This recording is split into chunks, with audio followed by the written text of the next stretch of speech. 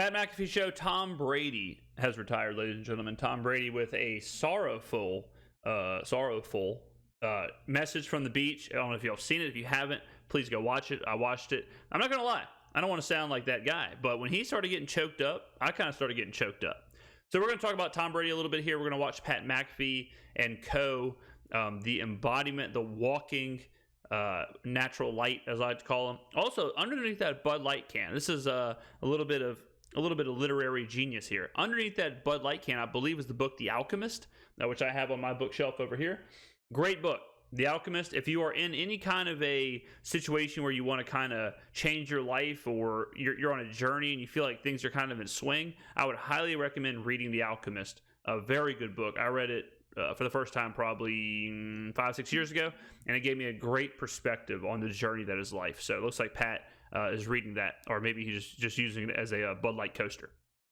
So let's go ahead and take a look. Let's go ahead and watch and see what Pat says. Tom Brady has officially retired again. I got a chance to hear you guys talk about it, but when you're talking about personifying greatness, it's like, who can be great the longest? That man over 2 decades was able to remain at the top of the NFL. 7 Super Bowl wins, obviously. A guy that will never be matched or ever have an equal in the NFL. Jeff Darlington said he was either going back to Tampa or he was going to retire.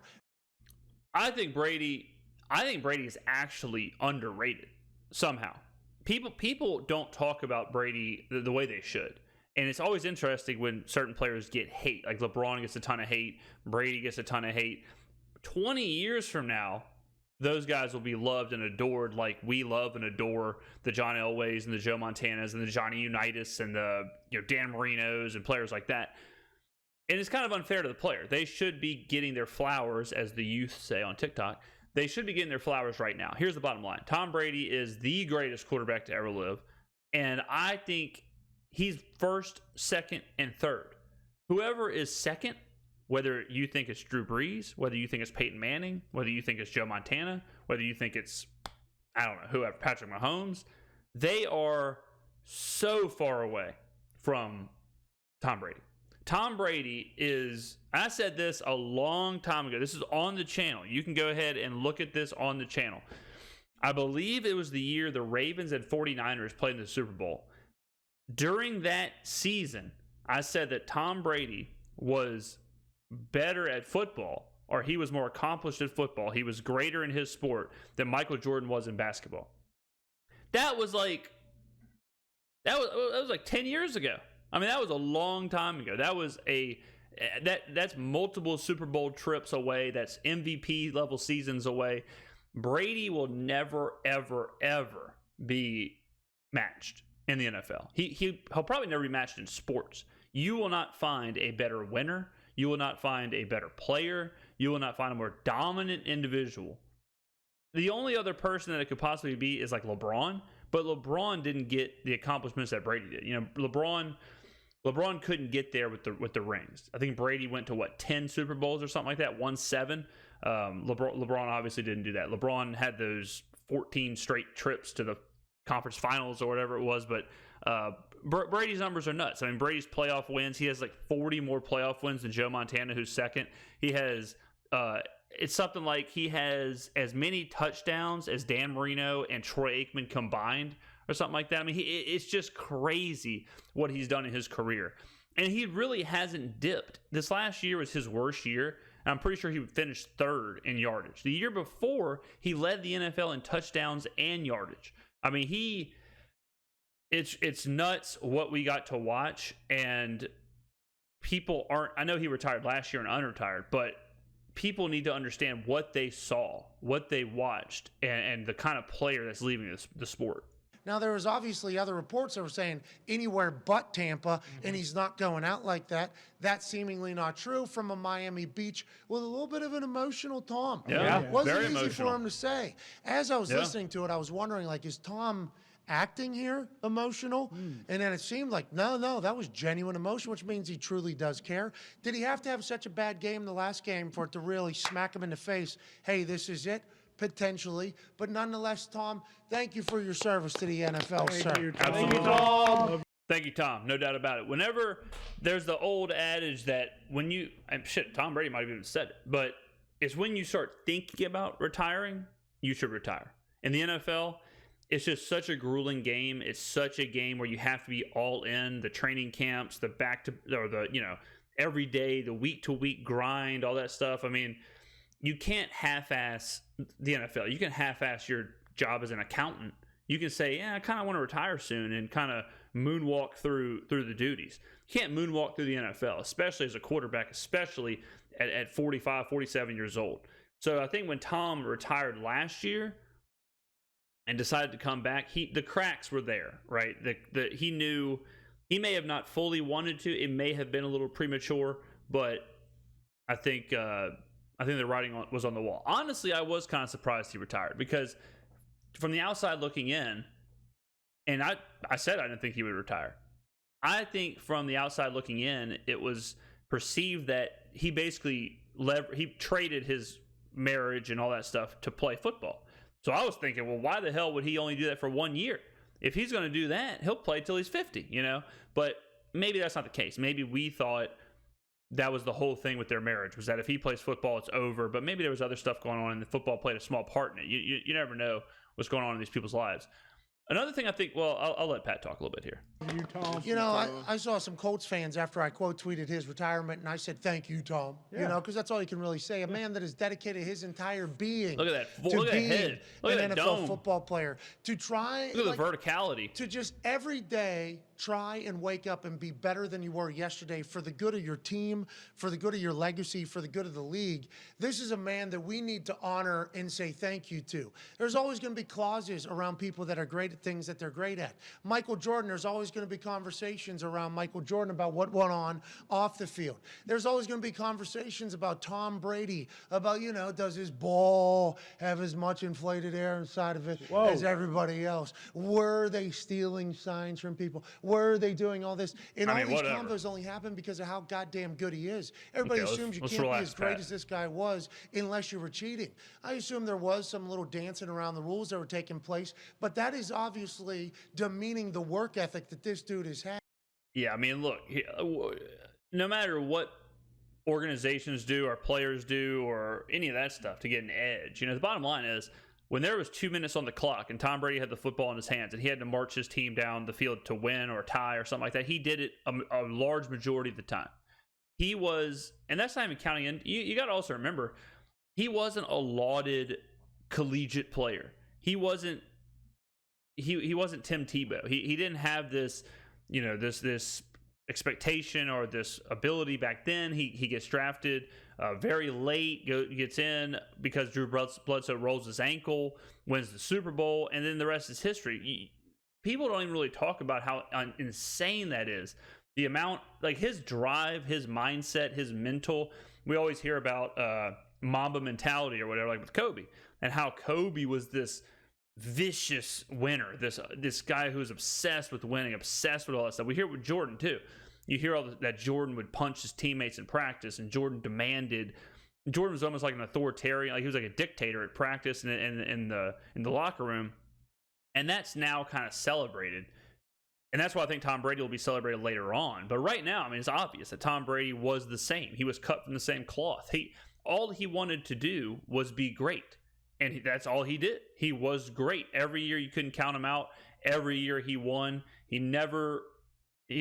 was never bad. He was the ultimate winner. And then it is also wild too of what he did physically. Tom Brady in the last 5 years physically is better than the Tom Brady that was playing for the Patriots 10 years ago. His arm got better. It seemed to get more powerful. It seemed to all of a sudden be a better deep ball thrower. He just completely changed his game to where physically he became more dominant and better. And that's crazy. Who gets better with age? Nobody. Age took everyone. Age took Jordan. Jordan didn't get physically better. LeBron is probably one of the only people where very much like Tom Brady, but LeBron's kind of a physical freak. Brady isn't a physical freak. He's just so dedicated that he could change his body, basically. Committing every part of his life to becoming a better football player. I got a chance to go through the TB12 treatment one time. because of how bad it fucking hurt. This dude traveled into Indianapolis once a week to work on Adam Vinatieri, who has been a part of the TB12 treatment plan since the days whenever he was back in New England. This guy would travel town to town. You would pay him a fee, and he would work on you. It was basically the TB12 way before the TB12 thing existed. Adam Vinatieri paid for my first visit with this TB12 guy that came into town because Adam Vinatieri was looking out for me. He was a good vet and said, hey, this is what I think you should need to do if you want to prolong your career. I'm not a very flexible guy. Don't believe in a lot of the shit, you know. I think a tighter gum band is a little bit quicker reaction than a loose gum band. Sure. And I've been able to bomb balls. Why am I going to change anything? This dude worked on me for an hour and a half.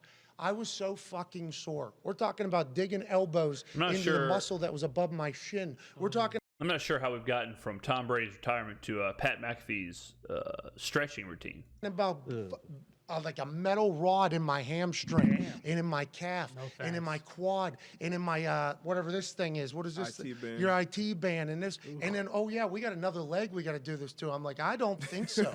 So I go through this entire thing. It hurts like hell. I thank the man. Have a good one. They give me some electrolyte drops to put in there so I can remain what's that called? They're Hydrated? pliable. The pliability of my muscles can remain with these particular going on drops. here? And you need to do this and you need to do that. I wasn't cut out for it. That was way too much of a commitment. He's That taking hurt us way down too a bad. down a rabbit But he hole. did that for 20 fucking years. Every day of his life getting beat up and torqued on and eating avocado ice cream, which has to taste like shit.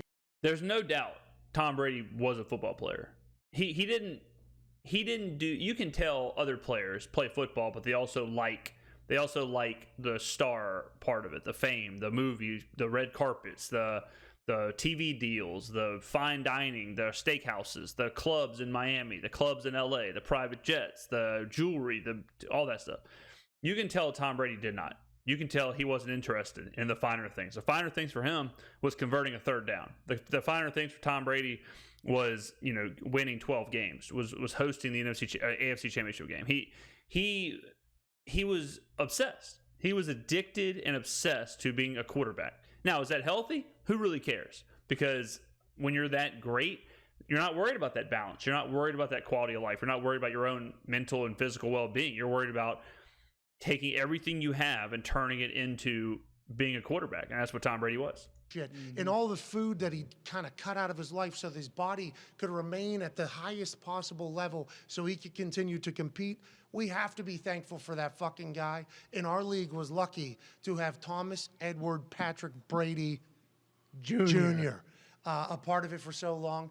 I can't wait to see what he does next. I don't think Greg Olsen should lose a seat to anybody, let alone a guy that's getting paid $375 million. But incredibly proud to know that Tom Brady was in our league and he wasn't in yours. Oh yeah, love you, Tom. That was a stud. Coach Pagano, obviously you didn't get a chance to react to this whole thing. This dude was a fucking nightmare for everybody. What were your thoughts on Tom Brady's retirement and him as a player? Yeah, he was a nightmare, and I know. Chuck Pagano, former coach of the Indianapolis Colts, for those of you that do not know.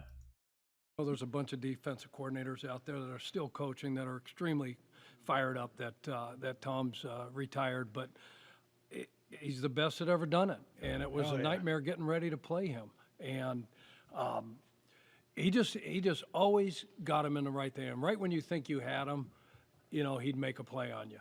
And we would go into game planning, and we would literally walk in a team room. Like when I was in Baltimore and we're getting ready to go up to New England and play those guys, hey, guys, we got to change all of our signals. The thing with Brady, too, is that you just knew. Like Brady, like when you have someone like Lamar Jackson or Michael Vick or something, you can't really, you can only do so much because they're physically just going to make it hard for you. They're physically going to be able to change, what your plan is on the field. With Brady, it was almost this like mythological thing where he was just going to win. Like the Super Bowl against Atlanta. There's no one else that could have done that. There's no one else that could have driven the team to do that could have, come back from that kind of a deficit in that situation. The spots, 3rd and 14, he's going to figure out a way to do it. 4th and 6, he's going to figure out a way to do it. And that was an interesting thing this last year. Is you started to see Brady fail. You started to see him for the first time. I basically watched his entire career. And that first Super Bowl was really kind of like my first year of really paying attention to the NFL. I had watched the NFL. I'd watched Saints games. I'd watched where I was from. Brett Favre was like a legend. He was from about 20 minutes away from where I lived. So everyone loved Brett Favre, and we watched Brett Favre. And that was one of the first games I remember watching was the Super Bowl when Favre beat the Patriots, beat Bledsoe in the Superdome. But after that, I started to really kind of watch things. And that's whenever Brady kind of started his career. So I've seen his entire career. And as a fan, I remember I loved Peyton Manning. And I loved those Colts teams. And I remember every single time it was Manning versus Brady. It was Colts versus Patriots. I already knew it was going to happen. No matter what, somehow Tom Brady was going to get it done. And it was interesting to see last year a lot of those situations where it's first and goal from the 3. And the Bucs would turn over on downs, or they would, or he would throw an interception in the end zone, or they kick a field goal, and those were things where you just never saw that throughout Brady's entire career. You knew that somehow he or his team was going to make a play. It's not a coincidence that he could take any receiver, Deion Branch, Wes Welker, David Givens, Randy Moss, no matter how Julian Edelman, no matter how good or how bad or how physically gifted or non-physically gifted or short or tall or fast or slow, he could make anybody look like an all-pro. He can make James White look as good as LaDainian Tomlinson. Doesn't matter. He can make Julian Edelman look as good as Randy Moss. Doesn't matter. He could take anybody. That is that drive. That's that discipline. That's that leadership. And Tom Brady had it in spades. This guy knows all of our signals. So this meant, hey, this is a box, right? We're in corners. We're going to box. Video camera. Yeah. And so then, 3 days later, nobody knows what the frick we're doing just because of that dude. Just because we thought he had everything down pat, and anything we did, he was already going to have all the answers to the test. And so we waste all that time on coming up with new signals, only to have those guys, Eddie, Ray Lewis, we did it here in Indy, have the guys come in, D-Buck come in and coach, what are we doing? We just waste a bunch of time. We don't have any idea. Nobody has. These young players that we're playing with, they have no idea what we're going to be in. So I don't care if he knows, if we know, okay? If we're all wrong, we're all right. That gives us at least a chance. But unbelievable. I didn't win a lot against this dude. I didn't have very many opportunities to celebrate. My last game that I coached against this dude, I was in Chicago, and it was 2020. It was COVID. Nobody in the stands. Yeah. We beat these guys on Thursday night. Yeah. That was the year. That was the year they won the Super Bowl. Because I made a video on this channel, and I thought that was the end. Because that's when Brady. That's when he infamously flashed the 4. Like he didn't know what down it was. That was that game that he's talking about. And I think I even used that as the thumbnail. Go back on the channel. I'm pretty sure that video is on there. And I think I said on that video, that it was it. It was over for Brady. The end of an era. That might even be the title. End of an era. And then he goes on and wins the Super Bowl that year, and I had to eat my words. 2020 on this channel was a great year for us. With we covered COVID, we covered sports, we covered all that stuff. We were right about everything. And the only thing I was wrong on was that was the one thing that I got flat out wrong was Tom Brady and the Buccaneers. Won 20-19, and there was that. There it is. Fourth down deal. Yeah, you tricked him. Huh? You got him. No, I don't think so. DAC. How good of a feeling? That's the type of guy he is, though. Like, listen to you coach for what? 30? How many years you coached for? A lot. He's 40. Like, beat Tom. Yeah. Like that's the type of guy he was. That's the type of player he was. And obviously, it's being echoed by everybody. He's the GOAT. He's the GOAT. He's the GOAT. He's the greatest of all time. And then you got fans that are like, no. And then Francesa on the Mike and Mike. Of course. Reunion thing. Dog. He said, there it is. Mike and Mad Dog. Mike and Mike is Greeny and Golick. Right. And I don't think Mad Dog's name is Mike, is it? Chris. Chris, yeah. Yeah. But so it was nowhere near Mike and Mike. I knew what you meant. The Mike of the Mike and the Mad Dog show, Francesa was on First Take yesterday, and he said he's not the best. He's not the best regular season quarterback. He's not the best playoff quarterback, so I don't know how you can call him the best quarterback of all time. But I think that was a great impression of Francesa. I love Mike Francesa. If y'all don't know who Mike Francesa is, he is like the godfather of New York sports radio. But Brady is the best ever. And like I previously stated, he's first, second, and third. I don't know who the hell else. I heard a lot of people on Twitter saying, Well, Brady's the best winner, but he wasn't the most physically talented quarterback. And I'm not even sure what the hell that means. I mean, when you start splitting hairs like that, we need to just simplify this. We need to just say he is the GOAT. It's like saying like Michael Jordan is the GOAT, but Michael Jordan didn't have the most pure jump shot. Michael Jordan wasn't the best 3-point shooter. Like, it doesn't matter. You can't split it like that. You can't say Greg Maddux was the best pitcher to ever live, but his curveball was a bit lacking. Or he didn't have as much pop on his fastball. Look, he did what he did, right?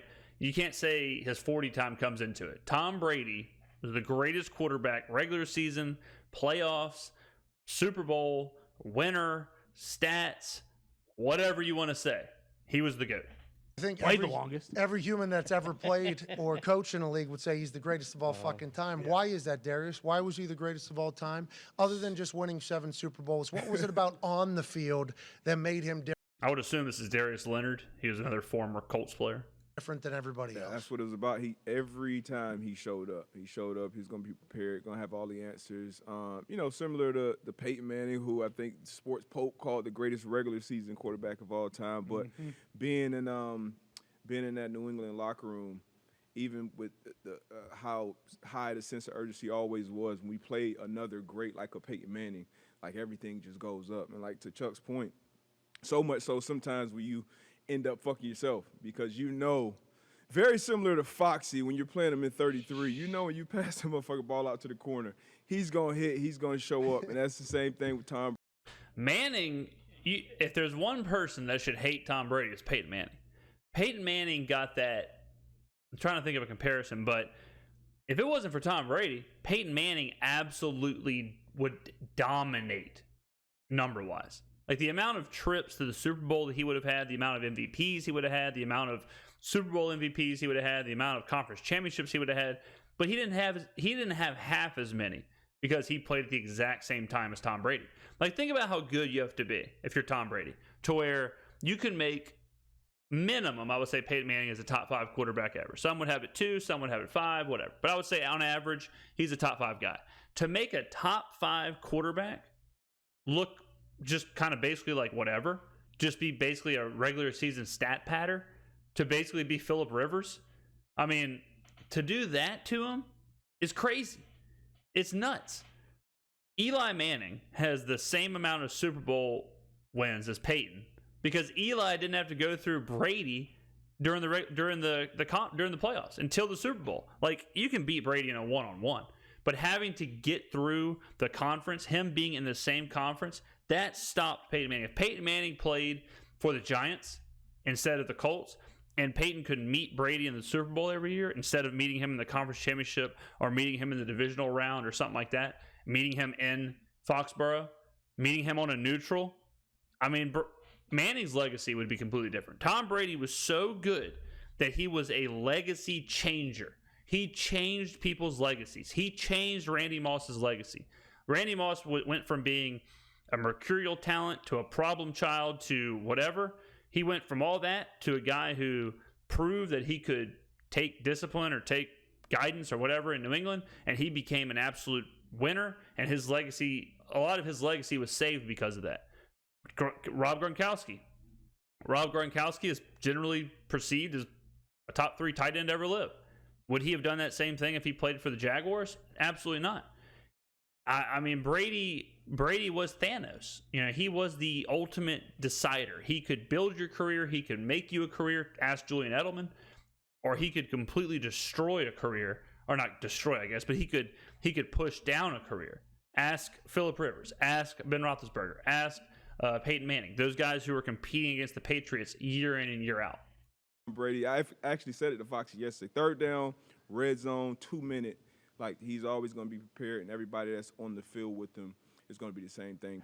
That's what I just said. I said that 20 minutes ago. And I said, 3rd down, 3rd and 6, 3rd and 14, 4th and 6, red zone. He was converting. And what he just said about everyone else, that's a big part of Brady too. Brady demanded what Jordan demanded. Brady demanded that if you're on the same field with him, you're not doing false starts. You're not dropping balls. You're not messing up, a timeout situation. You don't know what the situation is. You will know. you will know we're spiking this ball. You will know exactly the hand signals. You will know the audibles. You will know the motions. You didn't see Brady teams do that. You didn't see Brady teams make mistakes. And that's why they were so successful in those huge leverage moments. Practice, meeting rooms, games, and that's greatness. He wasn't like a Trevor Lawrence or a Peyton or one of these guys who were like, oh, yeah, that's the guy from the time they're 13 years old.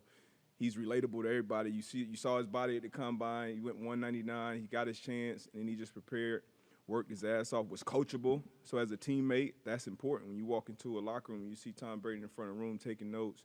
You see him getting put on the low lights, getting called out by Belichick. That goes a long way throughout that locker room, similar to, MJ and Phil or Tim Duncan and Popovich.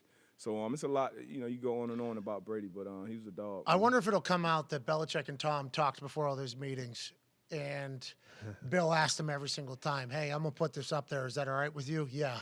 Obviously, I think that kind of stuff happens a lot. I think, and I talked about in a recent video with Justin Fields, I think those coaches and general managers tell players like Tom Brady, look, I'm about to chew your ass out in this meeting because I want the rest of the locker room to know that if you're held accountable, they're held accountable. And I think Tom Brady probably says, yeah, no problem. You got it, coach. They understand.